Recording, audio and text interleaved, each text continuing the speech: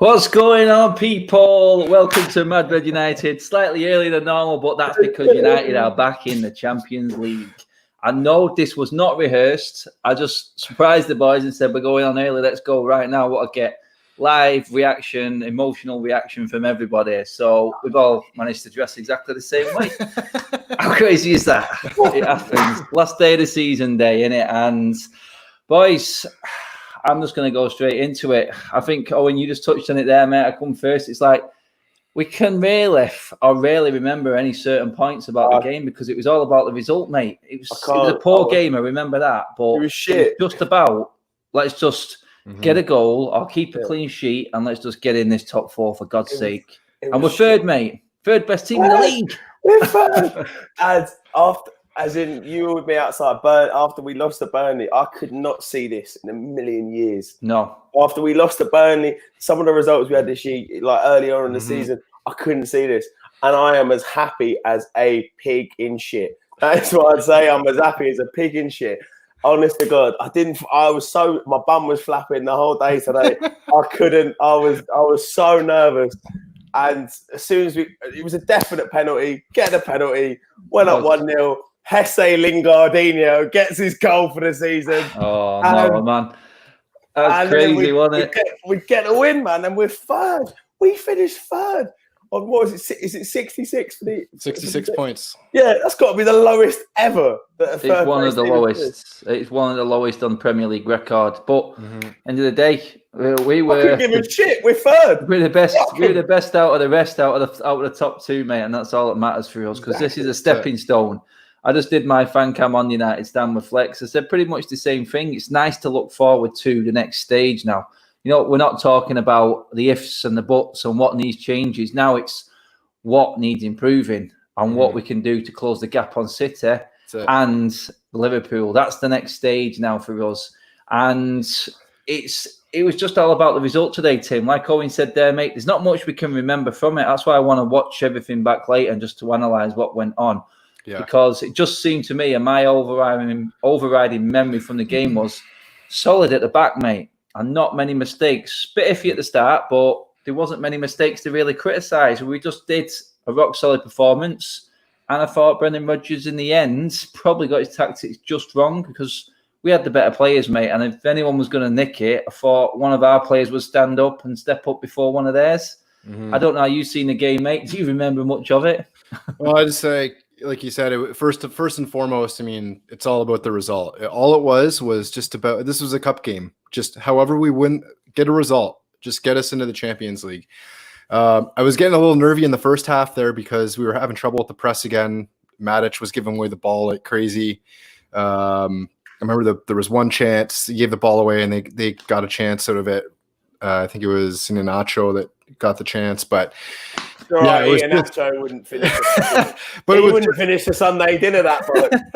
But so it was a bit nervy, but I mean, at the end of the day, you know, it's all about the 3 points over there. That's it. And like you said, move on, invest this money now that we get in the Champions League, strengthen the squad, invest it. Give Ole. Solskjaer has kept up his end of the bargain. He got them into the Champions League. Now it's your turn. Back him. Back him in the transfer window. I just said exactly the same thing then, mate. Yeah. And it is what it is now. That's that job done on that side of it. Now you've got to hold up your end of the bargain. We need investment in this. And now we're looking at the next stage of Ole because, like I just said then, I was just going on about, you know what, they're all going together. This is Ole's first time in the Champions League with his team. This team, really, all together combined, looking at it, it's their first time into the Champions League and they have to grow as a team. Yeah. And they're growing together with the manager. Everyone's learning on exactly the same level at the same time at the moment. But my thing is going into this, and we're not going to be too critical or look at anything too much in depth. It's all about the win and celebrating today. Yeah. I'm looking forward to seeing Ole develop over the summer because the signings he brought in, we know we've all got no issue with that. And the issue that I have, or it's not so much an issue, it's what I'm looking forward to seeing actually, is Ole get a little bit more ruthless because we know the players that need shipping out now. We know where the issues are and we know where we need strengthening. It's quite clear. So I'm really looking forward to the summer now because like you said then, Tim, Ollie's held up his end of the bargain. I've got no issues with that. I can't argue with it. The end, we may have not agreed on how we got there, on how it was achieved, but it's all about the end result, and we got there, mate. It's all about what happens in the summer now, and we can actually enjoy the Europa League now, mate. We can sit back and enjoy the competition. Enjoy it. Yep. I mean, going into that now, mate, I mean, I think that should go full on in because we need to prepare for next season now, and that's perfect. I think it's perfect tonic for getting ourselves in shape for September the 12th. What do you reckon to that, Tim, mate? Go all in now. Absolutely, Europa League. Because I think that's the next. So look we had three games leading into this game. We had the Southampton, the West Ham game where we fell short. Chelsea, we fell short. It's a mental block that's been lifted by getting into the Champions League for this team, right? Now your next step is we have to win a trophy. Let's keep building on this and let's win a trophy. And how great would it be to get Champions League football and win the Europa League and win this group win their first trophy under Solskjaer leading into next season. So absolutely, I wouldn't relax. Like this is a winnable competition for them. And Solskjaer's even said that leading up to this is that's got to be the next step for this team is to win your first trophy and build on that success. Yeah, you just nailed it in one there, mate. I was just going to say that the mental hurdle. Yeah. It's not the final hurdle. We're nowhere near because Ollie has talked in depth a lot of times about the United way, the way United should be talking, acting, playing, and all this. But we had to get over that hurdle, and that hurdle was getting back in the Champions League in our own right. No back door from the Europa League, no scraping it. You know what I mean? It could say we crawled over the line in the end, but to be fair, we're third in the league, plus 31 goal difference. That second half of the season has been fantastic. I think we've had 2 defeats the whole second half of the season. That was the Liverpool and Burnley game. Knowing you just touched on it there, mate. You were speaking to me outside Burnley and we were in the depths of despair, mate. Right. And what a turnaround, Owen, mate. What a turnaround.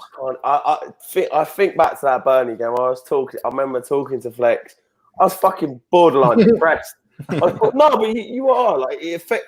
As in, like, look, I was speaking to my dad's mate who I've known a long time, like after the game, and he's like, United, it's not just your club, it's a way of life. Yeah, like it affects what we do on a day-to-day basis. Like if we had lost today, I'd be fucking depressed for a week.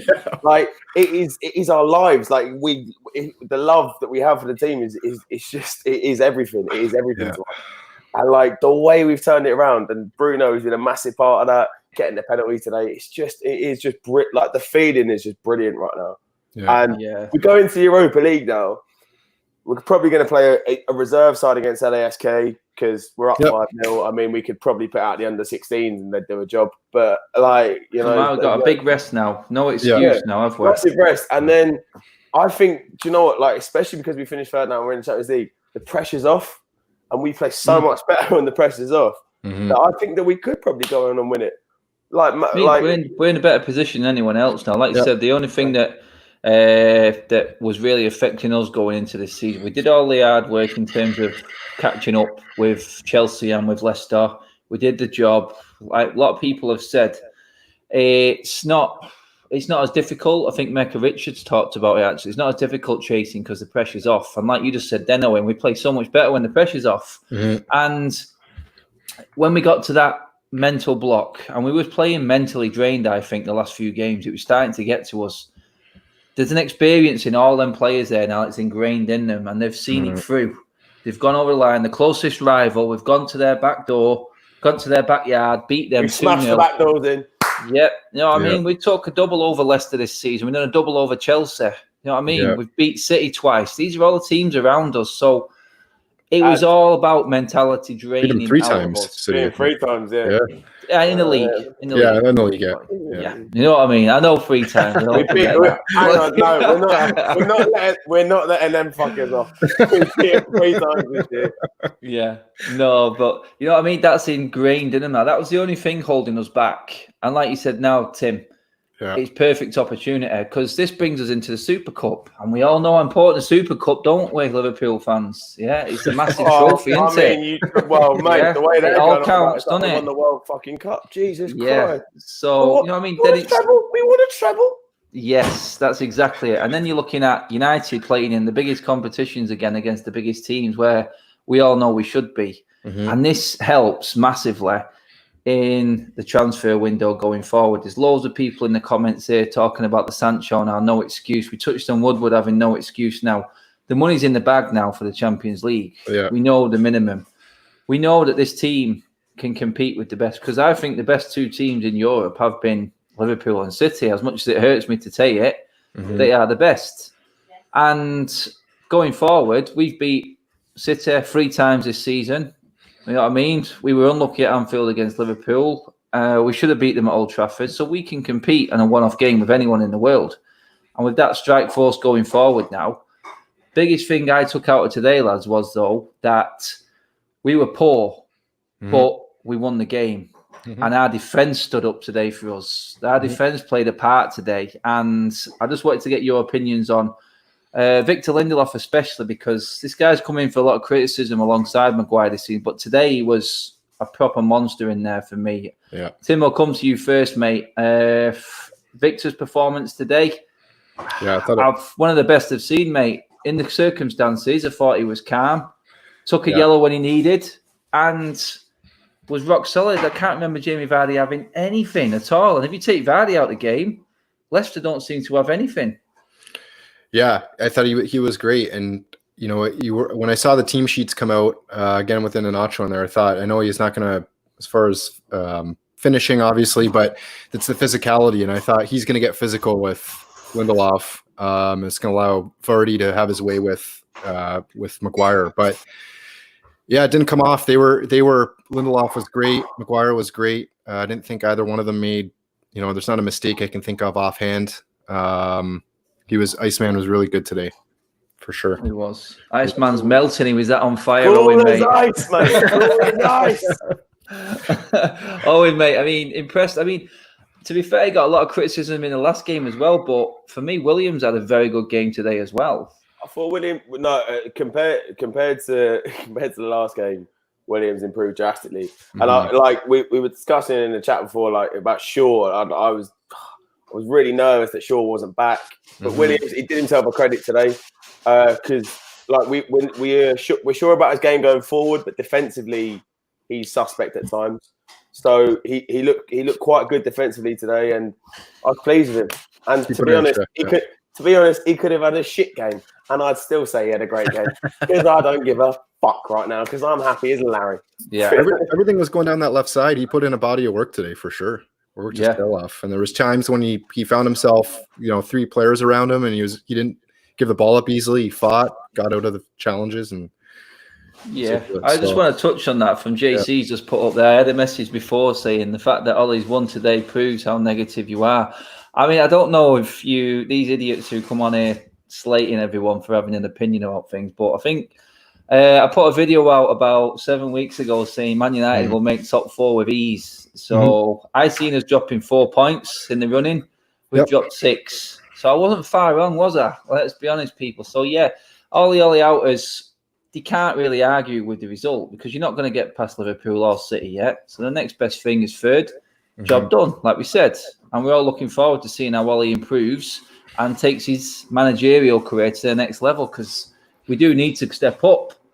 And I can't get Said on. He's doing his fan cams at the moment, so I can't interrupt that. But no, we did say. When Said's seen on, he's at the fucking wheel, mate. I want to see this. I'm waiting to see this. And he better see it. He's not coming on, mate. I'm telling you now. I'm gonna. I'll FaceTime him. I'll FaceTime him. He'll sing it to me on FaceTime. I'll record it. Yeah, we record it. We record it. I'll get it on all the socials and the channel just to see it. But where was it then? No, we was talking about Williams going forward. I mean, this season, it's like we touched on there, the learning curve mentally for the players to get over that hurdle, that killer hurdle, which has devastated this team. Now they've got that out of the way, they can move on. But more importantly as well, the young lads who've come on this season, the first season play, the amount of players that are in this team today that are having their first seasons, the Brandon Williams, Greenwood, you know what I mean? You got Maguire, Bruno. All of a sudden, they've achieved something. And it's not what United are expected to achieve, but it is an achievement to get third in their first full season. So it's a good start and a confidence boost to players that are only just getting going at this football club as well, because Yeah. There's only really Matic who's on his last legs in that team now. Let's be fair. It is a Mhm. very, very young team and has got a lot of room to grow. But, I mean, moving on to, there's talking points for the game, but ultimately now the talk is moving forward.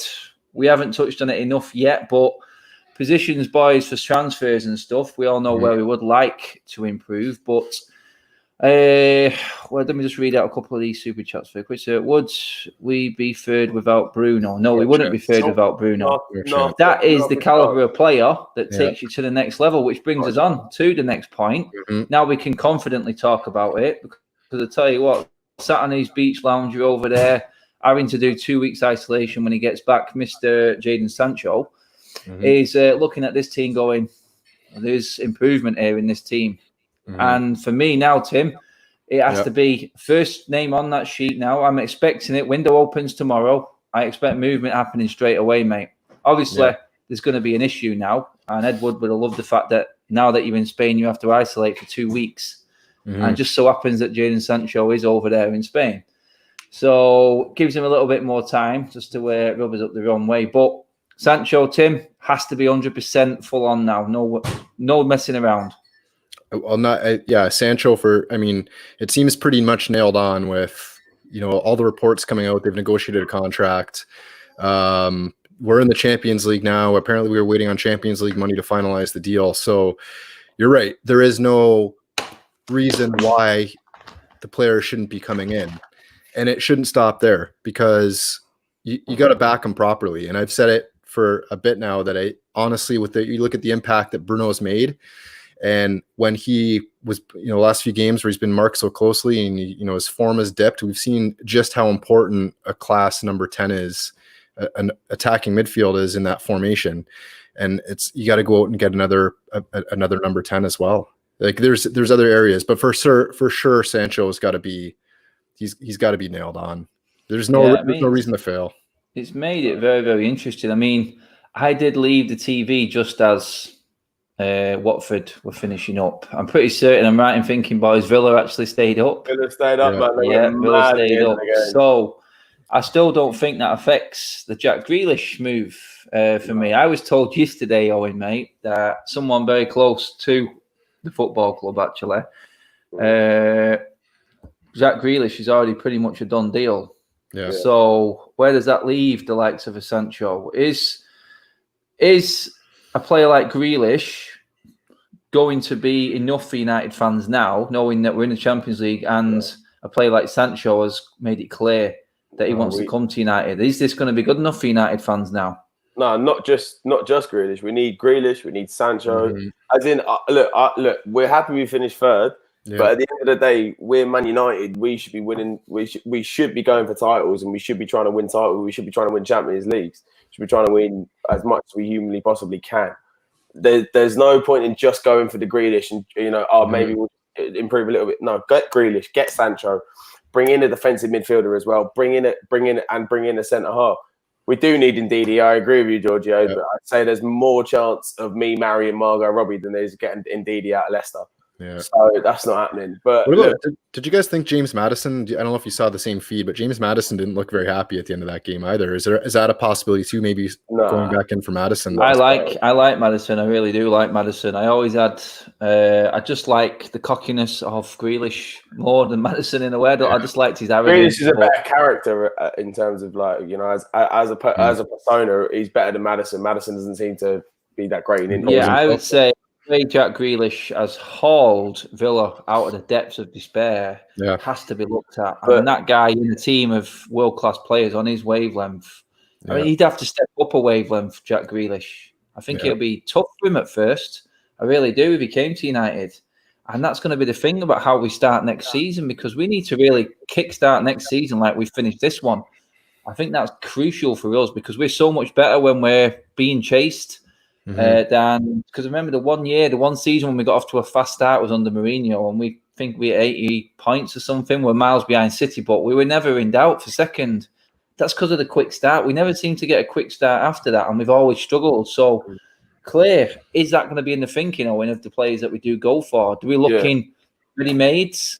Or are we looking for players I mean, all the best players out there at the moment, to be honest, of all the younger players we're talking about is under 25. Yeah, all the best players now are under 25, really and truly. And Grealish, I think Grealish will sign now because I think he would have signed if they got relegated, but I don't think there's a better way of signing off from your boyhood club that you've supported since you were a kid. Then you've pretty much single-handedly gotten promoted. You were the best player in the championship, dragged them through the playoffs, and now you've scored a goal on the final day to ensure that you stayed up. I don't think there's a better way that you could sign off and go, look, lads, I've done what I can with this club. Like, you're going to get probably 50 or 60 million as a fee, and look, he'll probably, and he might go back there when he's older or stuff to retire or whatever. But I think that's the best way of Grealish for signing off. I'm just going to bring in some of your comments into the conversation here because we're talking about players going forward. So I'm just going to throw a few comments up there as well. I mean, I wouldn't be going for anyone sort of older hat now. I wouldn't go for Perisic's chance went with Mourinho. I don't think that's the one. Rabiot, that's another one. Ship sailed for me on that one. I just think our targets, and I'm going to mention the names that we've all been talking about. There's players out there that are gettable. I'm just going to mention them now. I don't think anyone would disagree. So we're obviously looking at Sancho. Grealish is there.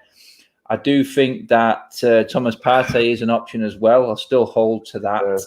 I do feel like Van der Beek been brought up. That is an option for us. That's another one that they say is pretty much done too. That's another one that keeps coming up and saying that it's very close. So yeah, it's like that because we've seen how good. And I'm going to be honest with you boys. Now I thought Matic was a close man of the match for me behind Lindelof. Second half performance, the guy was immense. Experience stood up, and you know what? Today it looked like a bit of experience helped us out because our younger players weren't really kicking it off. So is there a shout to maybe go for that little bit of a mid-20s to late 30s sort of player? Is that there? Is there a shout for that in our team at the moment? Have we got enough experience? That's what we've got to look at. Is there enough in there? Is there anyone that can come in? Because like you said, I keep saying it. I said it to Owen in a second ago. Everyone we're picking out at is very, very young. And is that going to be enough for us to get to that next level? That's a killer question, I think. Now, I'll come to you first on that one, Nick. Good luck with that. I think back again with Nick. You did it on purpose. Back again. I did it for you, mate. I've got to get a Nick in on the last of the season, mate. Mate, it's a tough one because would look like it just like, I don't know. It's a tough one because you would look at players like Pogba, just won a World Cup, Matic, as he touched on, and we talked the other day, Maguire, semifinal of the World Cup. Some of these players that are garnering this experience or have already garnered it, like those are the players that, and De Gea, like that's the problem, right? So that we should be leaning on De Gea for his experience, but I mean, made another mistake today, right? That almost cost us. So God, that was scary, wasn't it? So that's the thing. Like that's the thing. If we can't start relying, if we can't, like Pogba today, giving the ball away, Matic giving the ball away in the first half in really, really bad areas, like those are the players that we have to lean on in these moments, and really, really bring them to the forefront. Don't be put off by goal, peace, and prosperity. He does this. He used to do it to me all the time. He used to come out with some one-liners. He's not been on for a while. So we'll just get him out of the way now because he loves to come on and do these. Congratulations. Which one of the songs will you sing tonight? Ollie at the wheel, Harry is my daddy, or Jesse is a messer. It's a bit of a comic, to be honest. But I've just got... We'll answer that one in a bit, mate. I don't know what we're going to get. It all depends how much alcohol flows later on. But is it a point for celebrating? Is this good enough to really, really celebrate for us? And going on what you said then, Tim, mate. Yeah. You've mentioned a few players there who are pretty much down on the experienced sort of roster now. Maguire there should be leading now. Yeah. And I'm thinking, like we talked on before, Owen, mate, is the fact that we're all going through this sort of experience together. Are they building leaders within? You could say now. No, you could definitely see that from within the team. I think Maguire, since he was made captain after Ashley Young left, I mean, how he was captain. Well, he was captain. He was a decent captain for us, to be fair. But Maguire is like a great leader in that side. And Bruno, since he's come in, we've all seen his attitude and the way he is. I think he's a massive leader on the pitch. I think Pogba can be as well. So I think if you look at that, you've got 3 leaders in there in the starting 11 most weeks. So like from that, obviously you want 11 leaders on the pitch. You want everyone to lead by example and you know, just carry each other. But you know, we're building towards it, and I think I can see something happening. And I remember saying to a lad that I live with in Manchester, who's a Liverpool fan, I said to him, I can see something happening with Ollie like you lot did with Klopp a few years ago. I can see that in my mind. I can see it building towards a championship. Maybe not probably not next year. I'm not that fucking stupid, but like I think within the next 2 or 3 years, if we keep Ollie and we keep progressing the way that we are, I genuinely think there is a possibility of winning a Premier League title again. And trust me, it'll be the happiest day of my life when we do. Seeing the man that I know cares about the club as much as I do. If we win a Premier League title, do we get to pull out the Champions League trophy from 2008? Oh, yeah, and the FA Cup from 2016 as well. Yeah. And the You're in trouble, right? Carling Cup, no, we won the quadruple because you pull out the Carling Cup from 2018 as well. And you bring out everything you've ever won. Yeah, that's what you do. Well, that's it. I mean, because them Liverpool fans, I know a lot of Liverpool fans, and they say the same thing. They're seeing the early stages of what they were doing when Klopp first came in. They're making the right moves in the windows, they're buying the right players, they're sort of playing the right way. And it's credit. It is credit to Ollie. Like last rep says there, he does deserve a lot of credit for what he's done and the stick that he has taken. And hopefully now we can say, look, he's now going to be our longest serving manager since Sir Alex Ferguson. So when people sort of say he's not experienced enough, well, he's had his first full season at United. He's got us third in the league, and we're going for the Europa League trophy. So really, you've got to say that Europa League champions of the world, but we're growing our manager into an experienced manager as well. We scored the most goals this season in all competitions than we did since Sir Alex. I don't know if you just said that. I sort of said Sir Alex, but we that's going forward. Like we're really building, right? So I mean, that front four that started today, if you include Bruno, has got over 70 goals between them this season. Yeah. Now, that's a scary start. Yeah. That is very, very good. Yeah. If we can just solidify a couple of other positions in our team, then we are pretty much we already know we're on the right track because there's improvement. The biggest challenge now, like we said before, is that next step because it's got to be improved every single year. That's what you've got to expect as a United manager.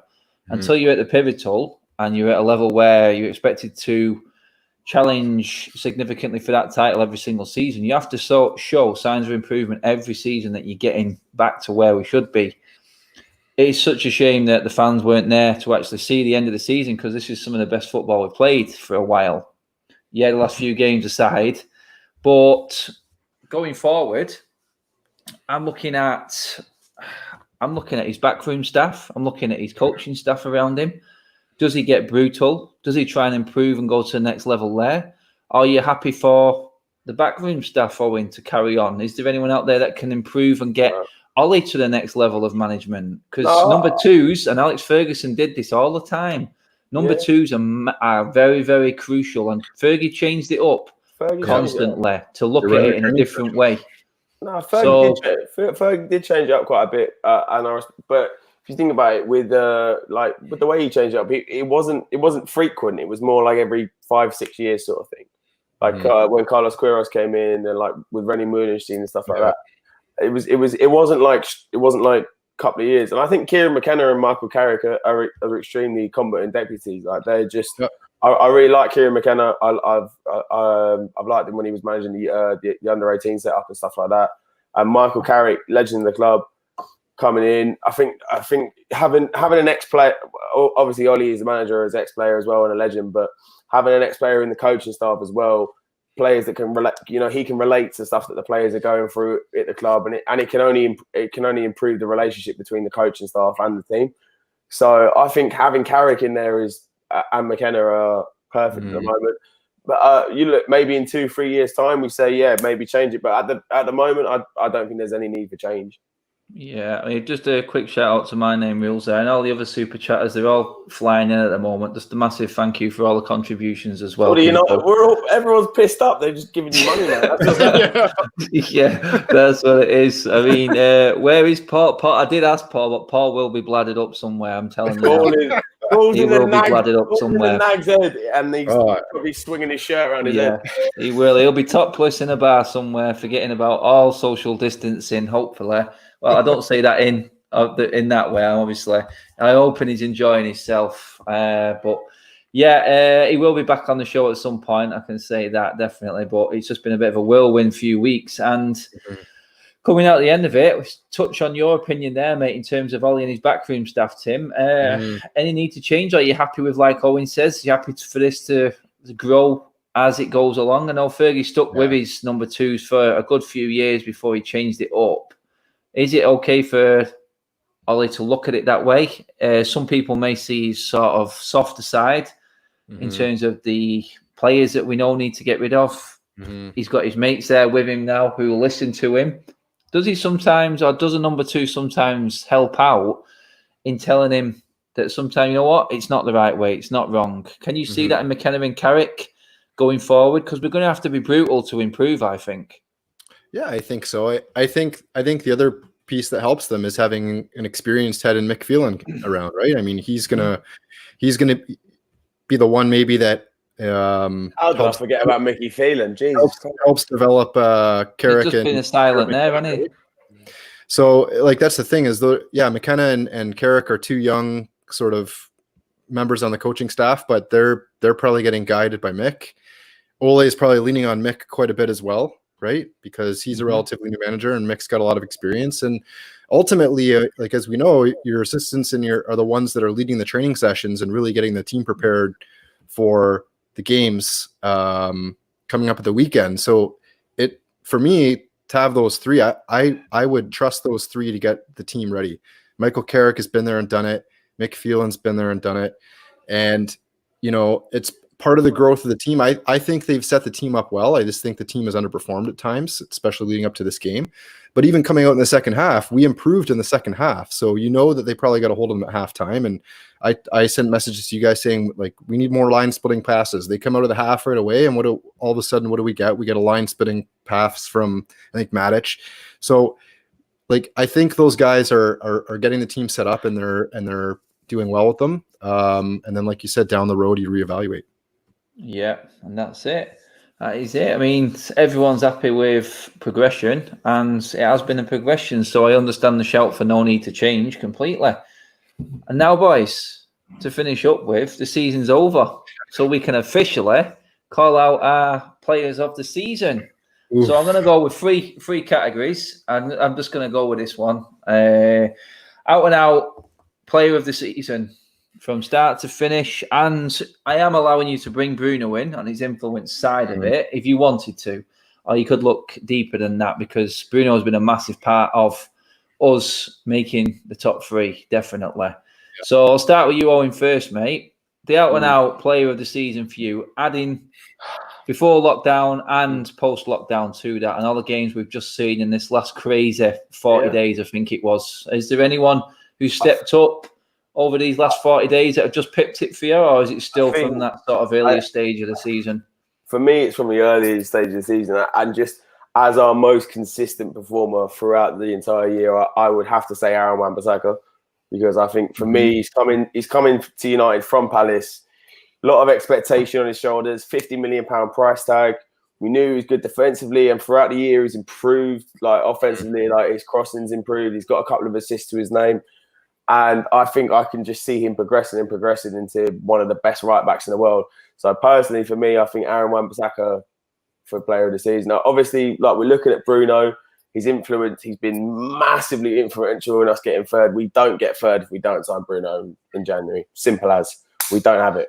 And but I feel like as a player that's only come in February, well, he signed in January, February, whatever, but you can't. I feel like you can't discredit all the work that the other players have done throughout the rest of the season. So I feel like if you're talking about just post January, obviously Bruno's our player of the year. But for me, Aaron Wan-Bissaka definitely because I think he's just been flawless for. Well, not obviously he's had bad games here and there, but I think for me he's been our most consistent performer. So I'd definitely say Aaron. Yeah, Tim, who are you going for, mate? Full season. It's obviously De Gea, mate. No, I'm joking. I'm gonna go. I'm gonna like Owen's pick is obviously a great shout. I'm gonna go with Bruno just for the. I realize he was there a short time, but I don't think even outside of Cantona, there hasn't been a player that's come in and made such a supreme impact at United the way he has. He's just been absolutely terrific. Like he's virtually what we pay for him again? 60 million? No, because he's not 15 million. Anyway, whatever we paid for him, he's already basically made his money back by getting us into the Champions League. Yeah, easily, mate. So yeah, for me, it's without him, we don't finish top 3. Not a chance. So it's got to be Bruno for me.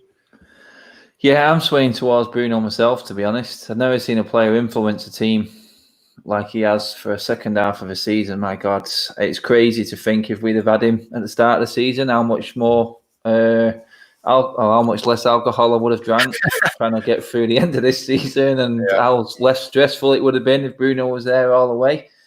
And you know what? It's hard to judge the last few games, especially because we have seen fatigue and mental fatigue, especially kick in. And it's for me, I think Bruno definitely gets a shout. Definitely gets a shout, and I'm going to give it to him for that influential reason. The last category I'm going to go for, I was going to do a few, but I'm thinking the other two I was thinking of are not worth it. So I'm going to go with the most improved player. Owen, I'm going to come to you first, mate. So there was times when everyone was on his back or whatever it may be, or he's just got better and better and better. And you wasn't expecting him to be as good as what he was. So give me your most improved, mate. I think for me, there's been probably 2 that have improved drastically, and one. So for me, like Fred, last year, I think everyone had him written off totally, and I think we just sort of seen him as like, it's another South American player that's come to United and failed like so many have before. And he obviously at post-lockdown, he hasn't come back into the side. But in terms of the way he improved throughout the life, like through the earlier stages of the season, he's a crucial player towards us just before lockdown. It's crucial in the midfield. And I think as well, McTominay, because you've seen before the City game, before he came back, the difference in our midfield when we were without him for those games. It was massive. And I think Lindelof as well has third season now, I think. So I think he's grown into the side a lot more. I think he looks a bit more comfortable in the back. Give me one then, mate. Give me one. I know he hasn't been in a lot in lockdown, but I probably would still say Fred because of the way he was written off, I think. And I think he still look, I don't think he'll be starting week in, week out, but I still think he will be a valuable squad member. Yep. Tim, who are you going with, mate? I'm going with Rashford, mate. Start of the season, they sold Lukaku. Everyone was screaming for another striker, and everyone was asking where the goal's going to come from. Are Rashford and Martial really going to be, 20 goal scorers? And what's he on? 21 goals this season. And I just looked it up. I think he was on 13 last season. So improvement, scored some key, crucial goals for us as well, just to keep things heading in the right direction. So I'm going to go with Marcus. Yeah, it's a fair shout, Marcus, one, because like you said, we all said it when he got that contract early on in the season. We were all in the same. We're thinking that's a bit of a jump. I'd expect 20 plus goals minimum now off him this season. And first one, 22 goals this season. Still got the Europa League with a bit of a break now for everyone and less stress. Like you said, could easily get that 25 mark in total. So for me, I agree with the Rashford shout. I think Martial definitely has got a lot better this season as well, though, for me. I think they've both sort of upped their game this season. I think Martial can't go without a shout for me because he had a lot of stick from a lot of hardcore United fans, but he's only got better and better and better in that number 9. I think the fact that he's cemented number 9 and Rashford cemented the left-hand side, I think is credit to them both. So I can't really split our front two for the season they've had, and now Greenwood coming in behind them. I'm going to give it to Rashford and Martial. I can't really split either of them because they've both nailed down a position now, and when that team sheet comes out, there's no debating who plays where, and it's credit to both of them for taking it, because I don't think Rashford would expect to get in front of Martial as a number 9 now. I really don't. And I don't think Martial would like to go back out on the left. I think he's found his position, and we are. And credit to Ollie as well for sorting that out and putting them in positions where they have performed their best well-being at Manchester United, especially Martial. So I'm going to give it to Martial for the most improved player. I think he's shown potential, but this season, best season that he's had at Manchester United, and obviously. How nice is it to have choices? To have choices for player of the season, where before it would just be a default to David De Gea, right? Like we're actually debating players that should be winning this award based on what they've done this season. Like that's I think we haven't talked about Shaw though as well. I think Shaw is Shaw goes without say. I don't think Shaw was. I don't think Shaw was that bad when people were saying he was bad, to be honest. So. I think Shaw's kept up a standard, mate. I think he's definitely kept his standard. It's a shame he's out for the rest of the season, including the Europa League. Obviously, Europa League. Is he out for Europa as well? Yeah, they've announced it today. He won't be playing in Europa League either, so he's obviously he needs time off to recover. And we've done it without one of our best performing defenders again, which is good. And you know what? The fact that we've brought Williams in and played him 2 games in a row, he had a shaky one against West Ham, but came back strong today when we needed him. And it's good that Luke Shaw has to fight for his position now. So I'm chuffed to bits for that. And obviously, Williams deserves a shout as well. Breakthrough season. Yeah. Greenwood, Williams, Shaw. There's so many, like Tim said then. McTominay. It's just brilliant. Anyway, boys, that is it for us. Only a short one. I'm going to let you go back and watch highlights and enjoy the rest of your evening. I'm not going to keep you all too long. I'll be back on United Stand doing the player ratings with the boys soon. So don't forget to check that out, people. Everyone who's commented, all the super chats, there've been loads of them again tonight. I can't thank you enough. And again, the boys, we've done it. Season over. We will be back normally on Sundays like we always are, because I don't think the Europa League is going to get in the way of the Sunday show now. But not long to wait till the next game at least. Couple of weeks rest, back in action. And then when the Europa League finishes, I think we've got about 4 weeks till the start of the season. Yep. So it's going to be all go. And boys, ladies and gentlemen, the transfer window opens tomorrow. Ooh, what we're going to see? What we're going to see? Is it going to be an Ed Woodward window or the window that we all wish for? Yeah. You never know, though. You never know. Boys, just a quick shout out to your socials as always. Owen, hit the people up on yours, mate. Yeah, Cockney Red 99, Facebook, YouTube, Twitter. Give us a check out. Or Owen Roch 1 if you want to see me getting pissed on a night out and getting loaded tonight to celebrate us finishing third. Tim, hit the people up, mate. Sure, it's Nick, MUFC. I mean, Niagara, MUFC. It's the supporters club for Niagara over here. I saw one of our members, Jessica, on here earlier that said hi. So hi, Jess. But yeah, if you're over here visiting, catch a game with us. Good times. Let the good times roll. That's it. Good times. Looking ahead. People, relax. Enjoy the rest of your week. There's no stress this week. All we got to think about now is Ed Woodward and his pocket and his wallet, and that's it. Anyway, take it easy, people. I will speak to you all very soon. I will be back in the week with another show. I've not decided what we're doing yet, but we will be doing a breakdown of the season video as well. So when I get all your input on that, I might do that one live as well, because getting your comments is what is important and getting as much people involved. Take it easy, people. Enjoy what's left of the weekend. I'm sure you will. See you soon. Bye-bye.